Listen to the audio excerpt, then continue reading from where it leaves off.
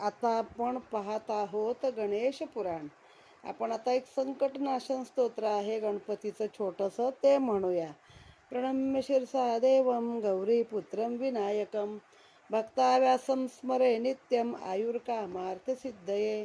प्रथमं वक्रतुण्डं च एकदन्तं द्वितीयकं तृतीयं कृष्णपिङ्गाक्ष गजवक्रं तु चतुर्थकं लंबोदरं पंचमं च षष्ठमं विकटमेव च सप्तमं विघ्नराजेन्द्रं धूम्रवर्णं तथाष्टमं नवमं बालचन्द्रं च दशविघ्नं तु विनायकम् एकादशं गणपतिं द्वादशं तु गजाननं द्वादशैतानि नामानि त्रिसन्ध्यायत पठेन्दरा न च विघ्नभयं तस्सं सर्वसिद्धिकरं प्रभो.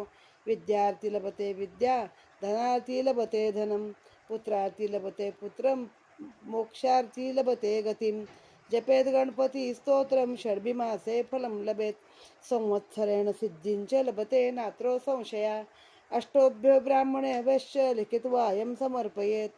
तस्य विद्या भवेत् सर्वा गणेशस्य प्रसादता. इति श्री नारद पुराणे संकट निरसन नाम श्री गणेश स्तोत्र संपूर्ण.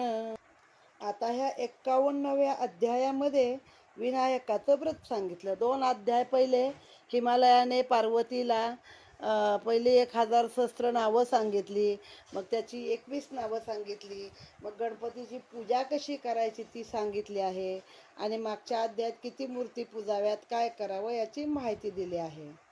पार्वतीने विचारलेल्या शंकांचे निरसन करण्यासाठी हिमालय म्हणाला, हे पार्वती, आता मी तुला गणेश चतुर्थीचे व्रत आणि महिमा सांगतो, ते तू ऐक. एके दिवशी कैलास पर्वतावर सर्व गणांसह भगवान शंकर आनंदाने बसले होते. त्यांना कार्तिकेयाने विचारले, आतापर्यंत मी आपल्या मुखाने अनेक प्रकारच्या कथामृताचे प्राशन केले, परंतु माझी तृप्ती झाली नाही. म्हणून सर्व सिद्धी प्राप्त करून देणारे असे एखादे व्रत तुम्ही मला सांगा.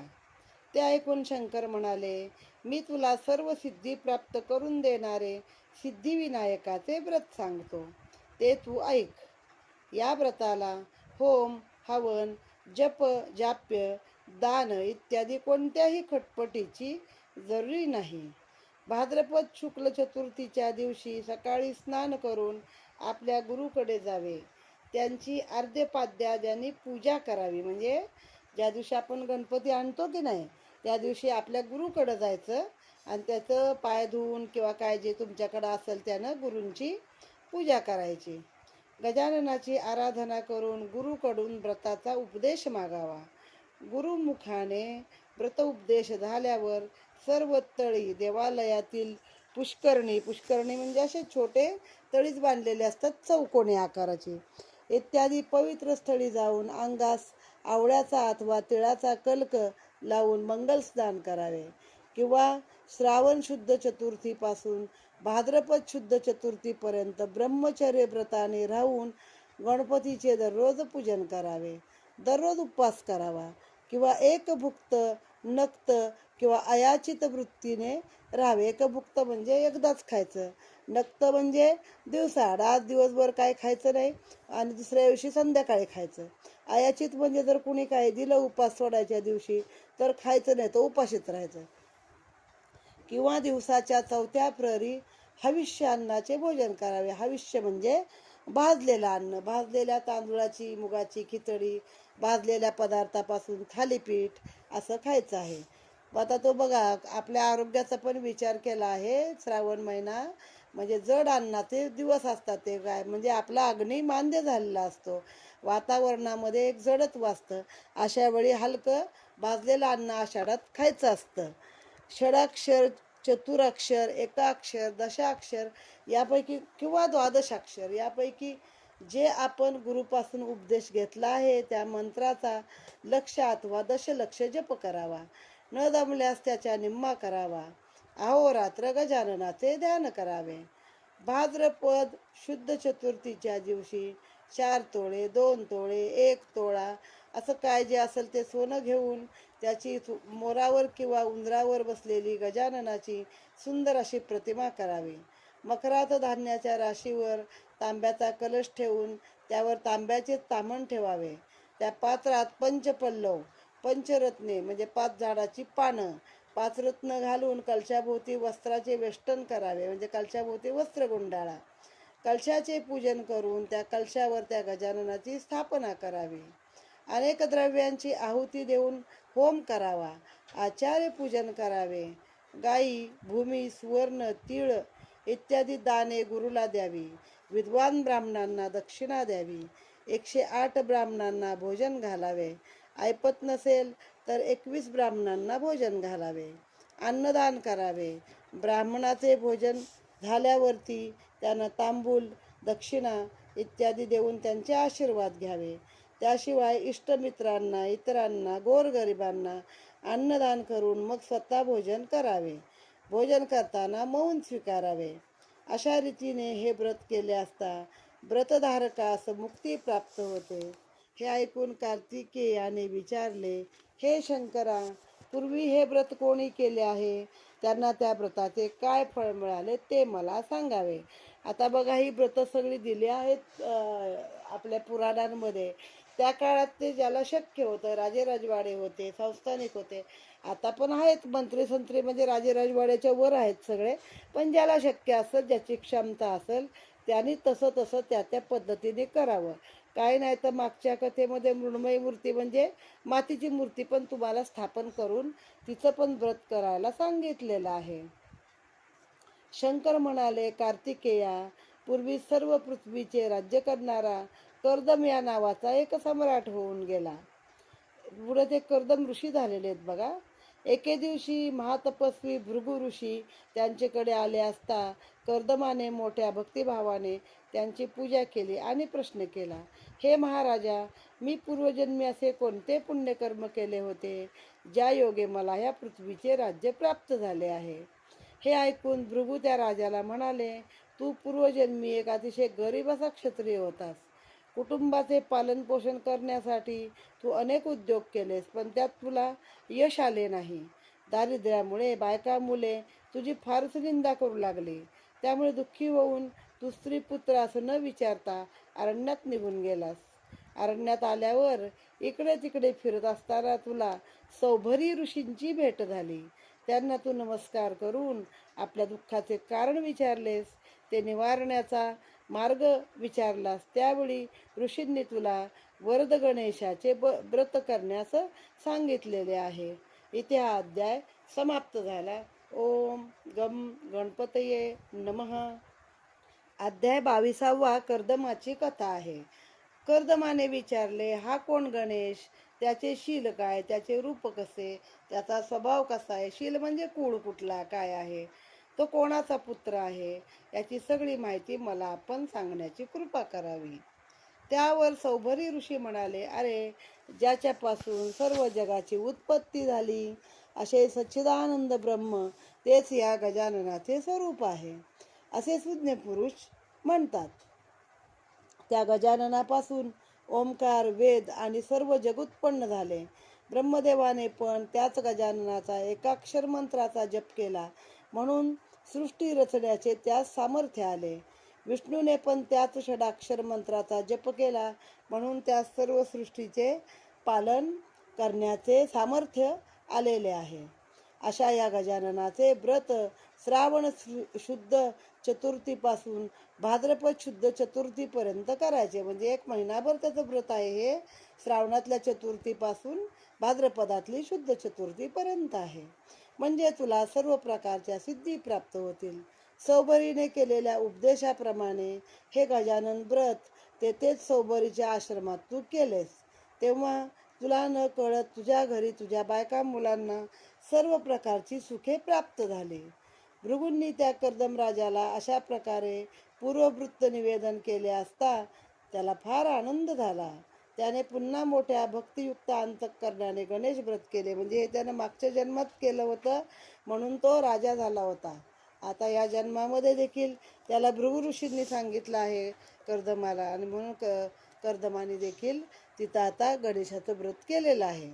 त्यामुळे त्याला अनेक प्रकारची सुखे प्राप्त झाली आणि शेवटी तो गणेश लोकी गेला. शंकर पुढे सांगू लागले, कार्तिकेया, गजानन व्रताचे असे महात्म्य आहे, म्हणून तू हे व्रत कर. देव, दानव, गंधर्व, ऋषी, मनुष्य यापैकी ज्यांनी हे व्रत केले त्यांना या व्रतापासून सिद्धी प्राप्त झाली.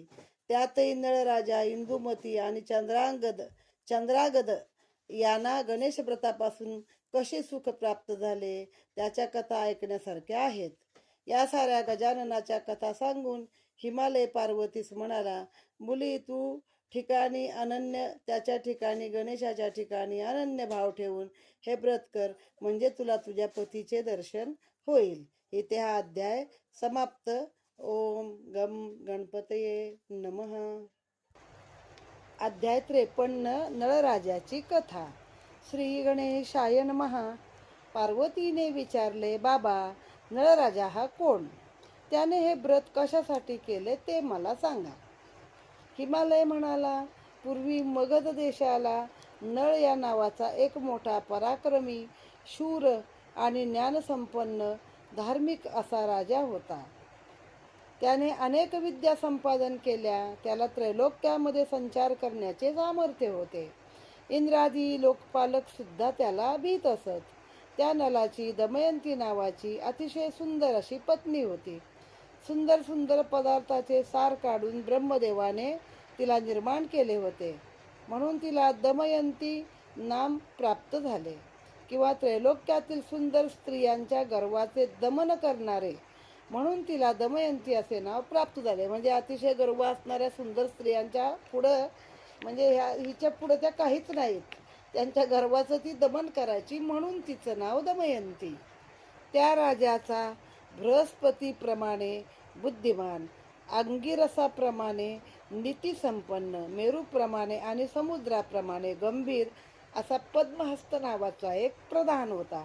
त्या प्रधानाची पण किती स्तुती केली बघा. बृहस्पतीसारखा हुशार, बुद्धिमान, नीतिमान आणि शांत, गंभीर असा होता. एके दिवशी राजसभा भरली असता त्या सभेत गौतम नावाचा ऋषी आला. त्याला पाहून राजा गौतमास सामोरा गेला. त्याला आसनावर बसून नलराजाने त्याची पाद्यपूजा केली आणि मग त्याने ऋषींना प्रश्न केला, मी जो राज्य ऐश्वर्याचा भोग घेत आहे तो कोणत्या पूर्व पुण्याईमुळे घेत आहे हे मला सांगण्याची आपण कृपा करावी. तेव्हा गौतम म्हणाले, हे नला, मी तुला तुझ्या पूर्वजन्माची कथा सांगतो, ती तू ऐक. पूर्वी गौड देशात पिंपळपूर नावाचे एक नगर होते. आता बघा, गौड देश म्हणजे आलं कर्नाटकातला भाग, पण देश हा शब्द वापरलाय. असे छोटे छोटे देश तेव्हा आपल्याकडे होते. त्या ठिकाणी ज्ञानसंपन्न असा एक दरिद्री क्षत्रिय राहत असे. याच कथानकामध्ये मी क्षत्रिय दरिद्री बघते आहे. आता सगळीकडे दरिद्री ब्राह्मणच असतो, पण पहिल्यांदा मी या दोन कथेमध्ये दरिद्री क्षत्रिय वाचला आहे.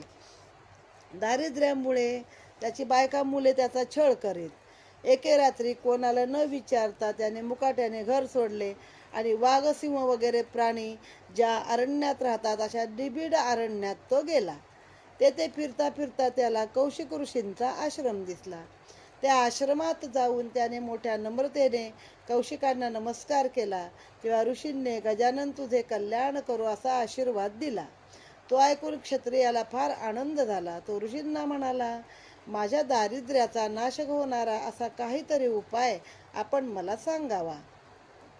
तेव्हा त्या ऋषींनी त्यास गजाननाची उपासना करण्यास सांगितले. श्रावण शुद्ध चतुर्थीच्या दिवसापासून भाद्र शुद्ध चतुर्थीपर्यंत दररोज मृत्तिकेच्या गजाननाची मूर्ती करा. आता बघा, मागच्या अध्यायामध्ये ह्याच व्रतासाठी सोन्याची मूर्ती सांगितली. आता दरिद्री माणूस कुठून सोन्याची मूर्ती आणल? मग इथं मातीची मूर्ती करायला सांगितली. रोज मूर्ती ती करायची आणि तिचं पूजन करायचं. रोज तयार करायची आणि पूजन करायचं. अशी मूर्ती तयार करून तिची पूजा कर. तुझ्या सर्व इच्छा पूर्ण होऊन धनधान्यादी संपत्ती तुला प्राप्त होईल. गजाननाच्या उपासनेची सर्व पद्धती ऐकून घेतल्यावर तो क्षत्रिय आपल्या घरी गेला. त्याने भक्तिभावाने गणपतीची आराधना करण्यास सुरुवात केली. त्याला आसनी, शयनी, भोजनी सदा सर्व काळ गजाननाचा ध्यास लागला. 1 महिनाभर एकाग्र मनाने त्याने व्रताचे पालन केले. त्यामुळे त्या क्षत्रियाचे दारिद्र्य नाहीसे होऊन त्याच्या दाराशी हत्ती घोडे झुलू लागले. राजा, तू पण पूर्वजन्मी अशीच एकाग्र अंतःकरणाने गजाननाची पूजा केलीस, म्हणूनच या जन्मी तू चक्रवर्ती राजा झालेला आहेस. आता मुळात ह्या कथा शंकर आणि कार्तिक स्वामींनी विचारलं की शंकरांनी सांगितली. मग तो कोण कुठला आहे ते सगळं विचारलं. मग कर्दम ऋषीची कथा झाली मागच्या अध्यायात. मग आता पार्वतीने विचारलं, आपल्या हिमालय अजून आपल्या मुलीला कथा सांगतोय ना शंकराच्या भेटीसाठी. आता ही नळराजाची कथा सुरू झाली आहे. आता ह्या नळराजाला पण जेव्हा त्याच्याकडे ऋषी आले, गौतम ऋषी आले, मग त्यांनी विचारलं की मी गेल्या जन्मात काय केलं म्हणून मी एवढा पुण्यवान झालो. मग तेव्हा आता त्या गौतम ऋषींनी नळराजाला त्याच्या मागील जन्माची कथा सांगितलेली आहे. आणि त्यामध्ये कौशिक नावाच्या ऋषींनी त्याला गणेशाची प्रार्थना, गणेशाचे व्रत करण्यास सांगितले आहे. त्या व्रताने तो या जन्मात चक्रवर्ती राजा झालेला आहे. आता पुढील कथा आहे, चंद्रागद नागकन्याच्या तुरुंगात पडतो, म्हणजे त्या राजाची ही आता पुढची कथा आहे जी पार्वतीला हिमालय सांगतो आहे. हिमालय हा अध्याय 54 आहे आपला. श्री गणेशाय नमः. हिमालय पुढे सांगू लागला, पार्वती, पूर्वी मालव देशाचा राजा चंद्रांगद आणि त्याची पत्नी इंदुमती यांनी अनेक यज्ञ आणि दानधर्म केला. तेव्हा त्यांना कोणता लाभ झाला ते ऐक. चंद्रांगद राजा महावैभवशाली होता. त्याने मोठे यज्ञ केले, दानधर्मही पुष्कळ केले. राजाची राज्यसभा इंद्राच्या राज्यसभेहून अधिक शोभिवंत आणि प्रचंड होती. चंद्रागदास इंदुमती नावाची महापतिव्रता अशी पत्नी होती. देवता आणि अतिथी यांची पूजा सत्कार हे करण्यास तिला खूप आनंद वाटत असे. एके दिवशी राजा मृगयेचा कृष्णवेश धरून आपल्या प्रधानासह सैन्य घेऊन अरण्यात मृगया करण्यास घेतला. मृगयेचा कृष्णवेश म्हणजे बघा, इतर ठिकाणी फक्त सांगतात शिकारीला गेला, मृगयेला गेला, पण म्हणजे काळे कपडे परिधान करून हे लोक जात होते, म्हणजे रात्रीच्या अंधारात हे दिसणार नाहीत. तेव्हा त्याने मोठ्या शौर्याने अनेक श्वापदांचा वध केला. तो घोड्यावर बसून आपल्या सैन्यासह अरण्यात हिंडत असता एक मोठी राक्षसाची टोळी त्याच्या दृष्टीला पडली. तेव्हा चंद्रागदाचे सर्व सैन्य भीतीने कापू लागले. ते राक्षस महाभयंकर होते. कित्येकांची मुखे दरीप्रमाणे मोठी असून डोळे विहिरीप्रमाणे खोल आणि वाटोळे होते. म्हणजे कसलं वर्णन विचित्र बघा. हे असलं सगळं आपल्याला हॅरी पॉटरलाच बघायला मिळेल. दरीसारखं मोठं तोंड आणि विहिरीसारखे डोळे. ते अजस्त्र राक्षस पाहून चंद्रागदाची आणि त्याच्या सैनिकाची भीतीने गाळण उडाले. त्यातील कित्येक पळून गेले, कित्येक अर्धमेले झाले, तर राहिलेले तेथेच गतप्राण झाले. त्या राक्षसाच्या टोळीत एक राक्षसीण होती. ती चंद्रागद राजाचे रूप पाहून कामातूर झाली, त्याच्यावर मोहित झाली.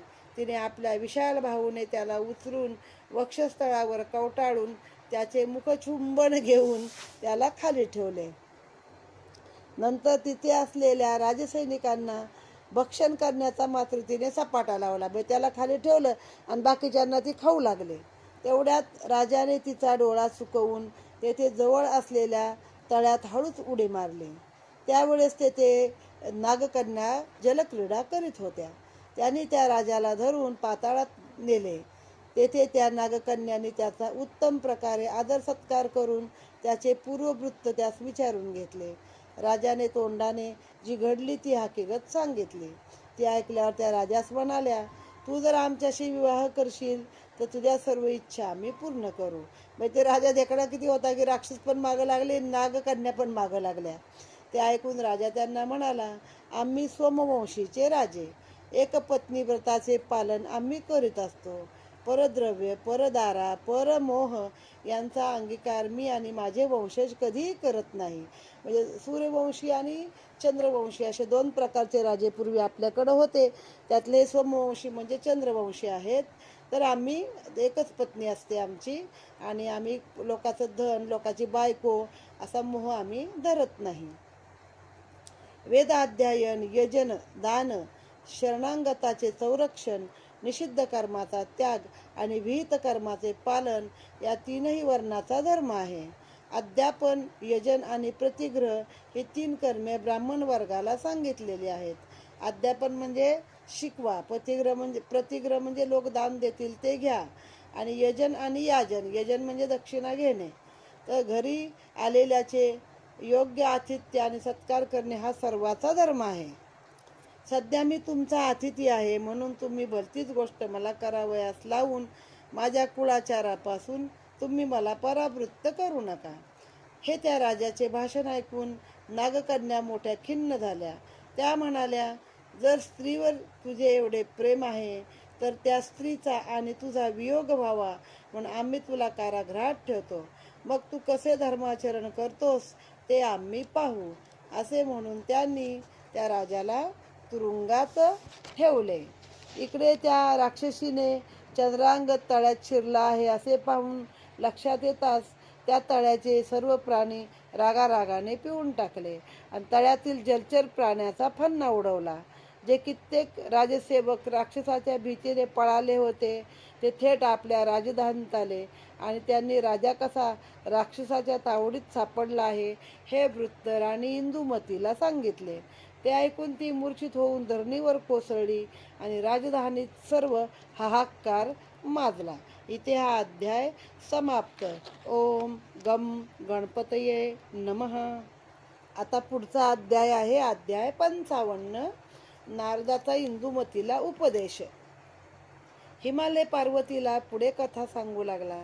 राजा राक्षसाच्या तावडीत सापडला आहे हे वर्तमान ऐकून प्रजाजन राजधानीत इंदुमती जवळ आले. तिची दैन्य अवस्था पाहून आणि प्रजेला फार दुःख झाले. ते राणीस म्हणाले, माते शोक करू नको. कदाचित महाराज जिवंत असतील आणि ते परत येतील. आपण एखाद्या त्रिकालज्ञानी ऋषीच्या मुखाने महाराजांचे वर्तमान जाणून घेऊ. तोपर्यंत आपण शांत राहा. लोकांचा हा सल्ला इंदुमतीला पटला आणि तिने आपला शोक आवरला. तिने सर्व उपभोगाचा त्याग केला. अशा रीतीने 12 वर्ष राणीने मोठ्या दुःखाने काढली. त्यानंतर तिच्या सुदैवाने एक दिवस नारद ऋषी त्या नगरात इंदुमतीच्या दरबारामध्ये आले. तेव्हा म्हणजे 12 वर्ष राज्य कोणी चालवलं तर तसं राणीनेच चालवलेलं आहे. सुदैवाने नारद मुनी आल्यावर इंदुमतीने त्यांची पूजन केले आणि आपल्या पतीचा सर्व वृत्तांत सांगितला. ते ऐकून नारद म्हणाले, इंदुमती, तुझा पती जिवंत आहे. तो लवकरच तुला भेटेल. तू आजपासून विधवेप्रमाणे शोक करू नको. तू रंगीत वस्त्र नेस, आपल्या कपाळी कुंकू लाव, गळ्यात मंगळसूत्र घाल, हातात बांगड्या भर, कानात कर्णभूषणे घाल. अशा प्रकारे तू सौभाग्य अलंकार धारण कर. म्हणजे तिनं सगळं काढलंच होतं आणि एकदम आलिप्त राहून आणि सर्व उपभोग सोडून ती राणी राहत होती. नारदाचे भाषण ऐकून तहानेल्याला अमृत मिळावे त्याप्रमाणे इंदुमतीला आनंद झाला. इंदुमतीने नारदास नमस्कार करून पतिमिलनाचा उपाय विचारला. नारदांनी तिला याच वर्ध गणेशाचे व्रत करण्याचा उपदेश केला. इंदुमतीने मोठ्या आनंदाने मृत्तिकेची गजानन मूर्ती करून श्रावण शुद्ध चतुर्थीपासून भाद्रपद शुद्ध चतुर्थीपर्यंत गणेशाचे हे व्रत केले. आता राजाची राणी आहे, सोन्याची मूर्ती तिला अवघड नाही, पण या व्रतामध्ये सांगितलं आहे मातीची मूर्ती करा आणि महिनाभर तिची पूजा करा, श्रावण चतुर्थी ते भाद्रपद चतुर्थी. इथे हा अध्याय समाप्त झालेला आहे. ओम गम गणपतये नमः.